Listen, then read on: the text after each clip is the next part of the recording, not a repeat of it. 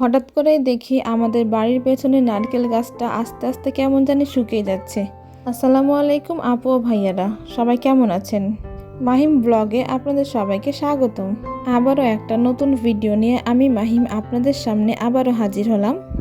আজকে সকাল 10টার সময় আমি আমার চাচাতো ভাইকে বললাম আমাদের গাছের সবগুলো নারকেলগুলো পেড়ে দিতে। আর নারকেলগুলো সবগুলো পাড়ার একটাই কারণ হচ্ছে গাছের কচি কচি ডাবগুলো কেমন জানি হালকা হলুদ হয়ে যাচ্ছে। এর কারণ হলো গাছটা আস্তে আস্তে শুকিয়ে যাচ্ছে। কেন শুকিয়ে যাচ্ছে সেটা আমরা জানি না। আর সবগুলো নারকেল আর ডাব পাড়ার পরে দেখি বেশ অর্ধেকগুলো নারকেল আর ডাব নষ্ট হয়ে গেছে। আরও এক সপ্তাহ আগে যদি সবগুলো ডাব পেড়ে নিতাম তাহলে হয়তো সবগুলোই ভালো পেতাম। তো যাই হোক, যেগুলো পেয়েছি যতটুকু পেয়েছি আলহামদুলিল্লাহ। আর এর মধ্যে থেকেই আমি দুটো দুটো করে আমাদের আত্মীয় স্বজনদেরকে দিয়েছিলাম। আর বাদ বাকি 7 থেকে 8টা মতো আমি বাসায় রেখেছিলাম। আর আমাদের নারিকেল গাছের পাশে একটা বড়ের গাছ লাগানো হয়েছে আর সিমের বাগান করা হয়েছে।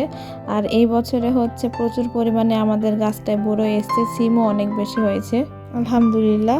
এবছরে এত সিম এসছে যে খেয়ে শেষ করা যাবে না। আর নারিকেলগুলো বাড়িতে নিয়ে যে কয়েকটা কেটে দেখছিলাম কেমন মজা। নারিকেলের পানিটা খাওয়ার পর ভেতরে দেখি মোটা মোটা আঁশ হয়েছে, যেটা খেতে আমার দারুণ লাগে। আমার মতো কে কে আছো যাদের হচ্ছে নারিকেলের এই মোটা আঁশটা খেতে পছন্দ করো, তারা কমেন্টে এসে জানিও। আর আমার ভিডিওগুলো যদি তোমাদের ভালো লেগে থাকে তাহলে লাইক, কমেন্ট এবং সাবস্ক্রাইব করে আমার পাশে থেকো। আর পাশে থাকা বেল আইকনটি প্রেস করো যেন আমি ভিডিও আপলোড করার সঙ্গে সঙ্গে তোমরা নোটিফিকেশন পেয়ে যাও।